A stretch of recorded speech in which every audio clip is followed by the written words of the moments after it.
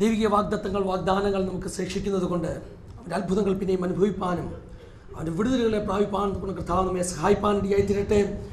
വിടുതലിൻ്റെ ശബ്ദം TV programme കേൾക്കുന്ന ദൈവമക്കൾക്ക് ഇന്ന് പകൽക്കാലത്തെ ഈ സന്ദേശം ഒരു വിടുതലിനും അനുഗ്രഹത്തിനും കാരണമായി തീരട്ടെ എന്ന് ദൈവസന്നിധിയിൽ ഞാൻ പ്രാർത്ഥിക്കുകയാണ്.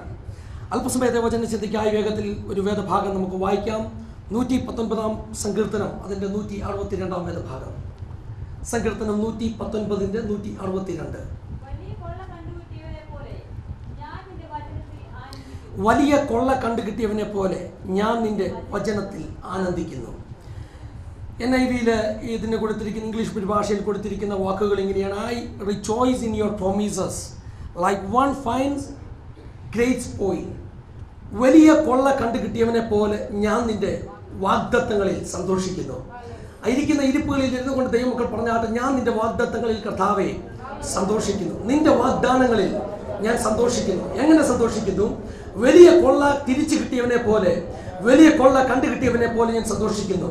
സാധാരണയായി പ്രാർത്ഥനാ വാക്കുകളിൽ നാം ഈ വാചകം ഉപയോഗിച്ച് പ്രാർത്ഥിക്കാറുള്ളതാണ്: കർത്താവേ, ഇന്ന് പകൽക്കാലം വലിയ കൊള്ള കണ്ടുകിട്ടിയതുപോലൊരു സന്തോഷം ഞങ്ങൾ അനുഭവിക്കണം. അത് പ്രാർത്ഥിക്കുമ്പോൾ തന്നെ അതിൽ ഉള്ളടക്കം ചെയ്തിട്ടുള്ള ആത്മീയ ആശയങ്ങളുടെ ഗൗരവം, അതിൻ്റെ വലുപ്പം എന്താണെന്ന് മനസ്സിലാക്കിക്കൊണ്ട് തന്നെയാണോ സാധാരണയായി അത് പ്രാർത്ഥിക്കാറുണ്ടെന്ന് ഞാൻ ശങ്കിച്ചു പോയിട്ടുണ്ട്. എന്നാൽ ദൈവത്തിൻ്റെ പരിശുദ്ധാത്മാവ് എന്നെ പഠിപ്പിച്ച വിഷയം, ഹല്ലേലൂയ, വലിയ കൊള്ള കണ്ടുകിട്ടുക. എന്താണ് വലിയ കൊള്ള കണ്ടുകിട്ടുക? വലിയ കൊള്ള കണ്ടുകിട്ടിയവൻ്റെ സന്തോഷം എന്താണ്? ഹല്ലേലൂയ. ഒരു ചെറിയ ഉദാഹരണത്തിലൂടെ പെട്ടെന്ന് ഈ ആശയം നിങ്ങൾക്ക് വ്യക്തമാക്കുവാൻ ഞാൻ ആഗ്രഹിക്കുകയാണ്. ഇന്ന് പകൽ നിങ്ങളെല്ലാവരും ഈ ആത്മീയ കൂട്ടായ്മയ്ക്കായി നിങ്ങളുടെ വീടുകൾ വിട്ട് നിങ്ങളുടെ ചാവി ഉപയോഗിച്ച് നിങ്ങളുടെ വീടുകളെ ലോക്ക് ചെയ്ത് നിങ്ങൾ ഇവിടേക്ക് കടന്നു വന്നിരിക്കുന്നു. നിങ്ങളുടെ വീട് സുരക്ഷിതമാണെന്നുള്ള പ്രതീക്ഷയിൽ നിങ്ങൾ ഇവിടെ ഇരിക്കുന്നു. എന്നാൽ ഈ കൂട്ടായ്മ കഴിഞ്ഞ് നിങ്ങൾ മടങ്ങി നിങ്ങളുടെ ഭവനങ്ങളിലേക്ക് കടന്നു പോകുമ്പോൾ നിങ്ങൾ കാണുന്ന കാഴ്ച, ആരും ഭയപ്പെടരുത്, ഞാൻ ഉദാഹരണം പറയുകയാണ്. നിങ്ങൾ കാണുന്ന കാഴ്ച, നിങ്ങളുടെ വീടിൻ്റെ താഴെ പൊളിച്ചിരിക്കുന്നു. നിങ്ങളുടെ വീടിൻ്റെ അകത്ത് ഏതോ കള്ളൻ കയറിയിട്ട് മുഴുവൻ മോഷ്ടിച്ചു കൊണ്ടുപോയിരിക്കുന്നു. നിങ്ങൾക്ക് പെട്ടെന്നുണ്ടാകുന്ന സംഭ്രമം, ഭയമൊക്കെ ഒന്ന് അടങ്ങിക്കഴിയുമ്പോൾ പെട്ടെന്ന് തന്നെ നിങ്ങളുടെ കർത്താവിദാസനോട് ഡോക്ടർ ബാബു ജോർജിനെ നിങ്ങൾ ഫോൺ ചെയ്യും.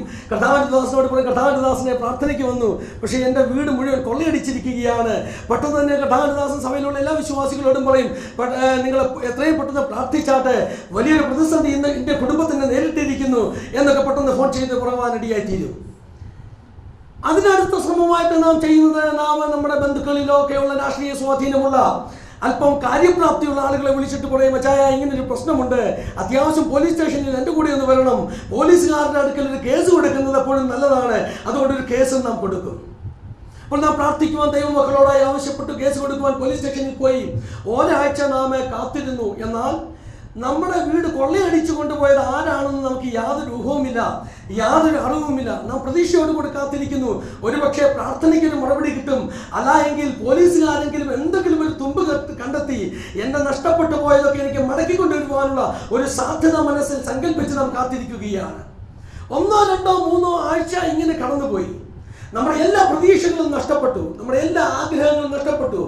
പോലീസുകാർ പറഞ്ഞു, ഞങ്ങൾ മാക്സിമം അന്വേഷിച്ചു, പക്ഷെ ഞങ്ങൾക്ക് ഇതിന് യാതൊരു അറിവുമില്ല, യാതൊരു തുമ്പും ഇതിന് കണ്ടെത്തുവാൻ കഴിയുന്നില്ല. പ്രാർത്ഥിച്ച ദൈവദാസന്മാർ പറയുന്നത് നിശ്ചയമായിട്ടും ഇതിന് വിടുതലുണ്ട്.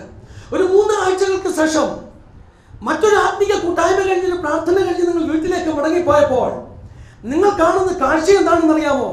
നിങ്ങളുടെ വീട്ടിൽ നിന്ന് എടുത്തുകൊണ്ടുപോയ സാധനങ്ങളൊക്കെ നിങ്ങൾ അറിയാതെ തന്നെ അതേ സ്ഥലങ്ങളിൽ കൊണ്ട് മടക്കി വെച്ചിരിക്കുന്നു.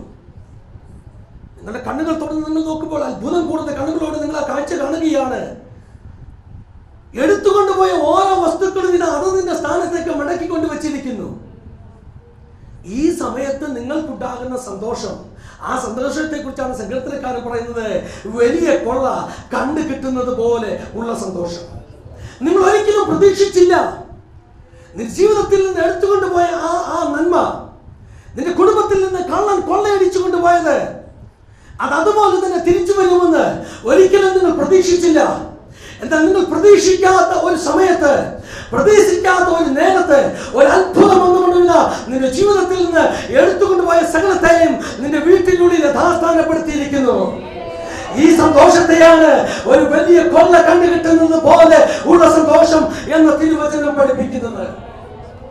ദൈവപൈതലേ, ഇന്ന് പകൽക്കാലം പരിശുദ്ധാത്മാവിന് നമ്മോടായി ഓർപ്പിക്കുവാനുള്ളത്, ഹല്ലേലൂയ, ഒരുപക്ഷെ ശത്രു കഴിഞ്ഞ നാളുകളിൽ നിന്റെ ജീവിതത്തിൽ നിന്ന് മോഷ്ടിച്ചു കൊണ്ടുപോയ നിന്റെ നന്മകൾ ഉണ്ടാകാം, നിന്റെ ജീവിതത്തിൽ നിന്ന് മോഷ്ടിച്ചു കൊണ്ടുപോയ നിന്റെ വാഗ്ദത്തങ്ങൾ ഉണ്ടാകാം. Can devil steal your promises? നിന്റെ വാഗ്ദത്തങ്ങളെ പിശാചിന് കൊള്ളയടിക്കുവാൻ കഴിയുമോ? ഹല്ലേലൂയ. പിശാചിന് അതിനെ പൂർണ്ണമായി തകർത്തു കളയാൻ കഴിയില്ല എങ്കിലും നിന്റെ വാഗ്ദത്തങ്ങളെ ദീർഘിപ്പിക്കുവാൻ നിനക്കും നിന്റെ വാഗ്ദത്തങ്ങൾക്കും ഇടയിൽ കയറി നിൽക്കുവാൻ പിശാചിന് കഴിയും. ഇത് കണ്ട് ഭയപ്പെട്ട് നിൽക്കുന്നവനല്ല ഭക്തൻ. നിനക്ക് ദൈവം നൽകിയ വാഗ്ദത്തങ്ങളെ പിശാച് തടയുന്നത് കാണുമ്പോൾ അതിലേക്ക് നീ എത്തിപ്പിടിക്കുകയില്ല എന്ന് നിന്നെ കുറിച്ച് പറയുമ്പോൾ 119 സങ്കീർത്തനക്കാരൻ പറയുന്നത് പോലെ ദൈവസന്നിധിയിൽ പരമാരണിയായിത്തീരണം. കർത്താവേ, വലിയ വാഗ്ദാനങ്ങൾ നീ എനിക്ക് തന്നിട്ടുള്ളത് കൊണ്ട് ഒരു കൊള്ള കണ്ടു കിട്ടിയതുപോലെ ഞാൻ നിന്റെ സന്നിധിയിൽ സന്തോഷിപ്പാനിടയായിത്തീരും. 119 സങ്കീർത്തനം ദൈവത്തിന്റെ വചനത്തിൽ രസിക്കുന്ന, ദൈവത്തിന്റെ വചനത്തിൽ ആനന്ദിക്കുന്ന, ദൈവത്തിന്റെ വചനത്തിൽ രസിക്കുന്ന, സന്തോഷിക്കുന്ന, അതിനെ കുറിച്ച് ലജ്ജിക്കാത്ത ഒരു ഭക്തന്റെ കാവ്യമാണ്.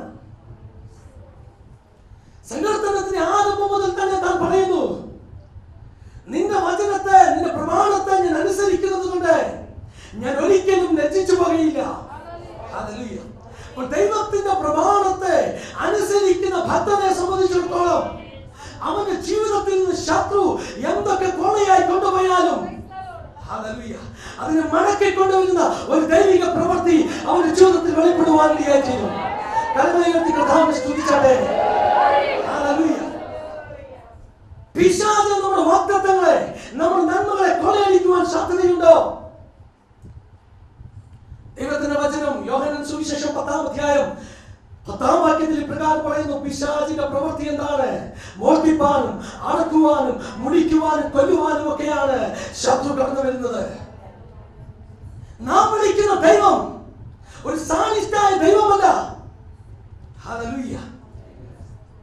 നിന്നെ ശത്രു കൊള്ളയടിക്കുന്നത് കണ്ട് കരങ്ങൾ കൊട്ടി ചിരിക്കുന്ന ഒരു ദൈവമല്ല നാം വിളിക്കുന്ന ദൈവം.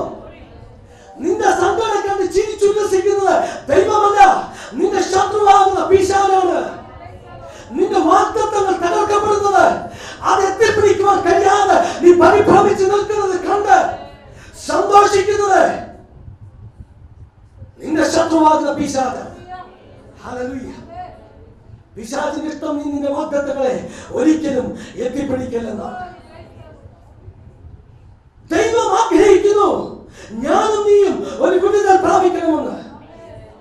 ദൈവം ഇഷ്ടപ്പെടുന്നു നാം സന്തോഷിക്കണമെന്ന്. നമ്മുടെ ആത്മാവ് ശുഭമായി